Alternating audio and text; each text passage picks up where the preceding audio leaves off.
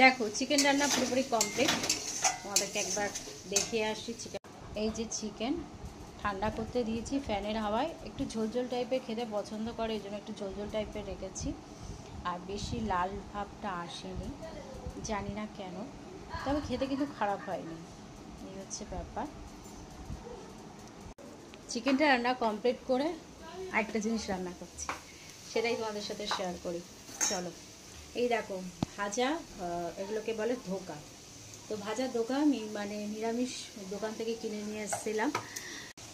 এখানে ধোকার মশলাটা রেডি করছি, মানে ধোকাটা তো ভাজা, এটা একটু আলু দিয়ে করে রাখছি, রাত্রিবেলা খাওয়া হবে। নিরামিষের কিছু ব্যাপার নেই, তাও করে রাখছি এই কারণে। কদিন ধরে আমার ভীষণ ধোকা খেতে ইচ্ছা করছিল, তো এই জন্য ধোকা কিনে নিয়ে এসছি। এই যে এক একটা সাইজ এরকম, একদম ভাজা ধোকা, 5 টুকরো ধোকা আছে। একটু ঝোলঝোল টাইপের করব। ধোকাতে আবার কি হয়, জলটা টেনে নেয়, তো ভাবলাম যে মশলাটাকে বেশ ভালো করে কষিয়ে নিচ্ছি।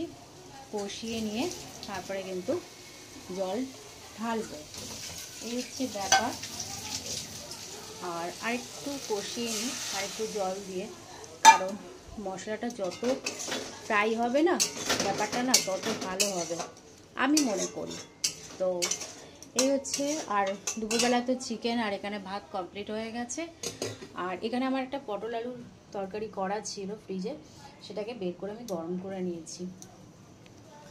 এখন কোনো রকমের রান্না করছি, রান্নার কালারগুলো কিন্তু সেরকম আসছে না, খুব একটা ভালো হচ্ছে না।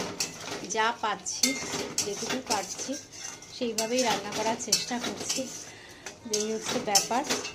আর মানে শরীরটা আস্তে আস্তে ঠিক হচ্ছে, আর একটু কদিন রেস্ট নিলে পুরোপুরি ঠিক হয়ে যাবে। আর এই দেখো মশলাটা বেশ ভালোই লাল কালার এসছে। তো চলো এবার জলটা ঢেলে দিই, আর বকবক করবো না, এখানে ভিডিওটাকে এন্ড করবো। ভিডিওটা ভালো লাগলে প্লিজ লাইক করো, কমেন্ট করো, শেয়ার করো, আর সাবস্ক্রাইব করতে ভুলো না। চলো এখনকার মতন টাটা।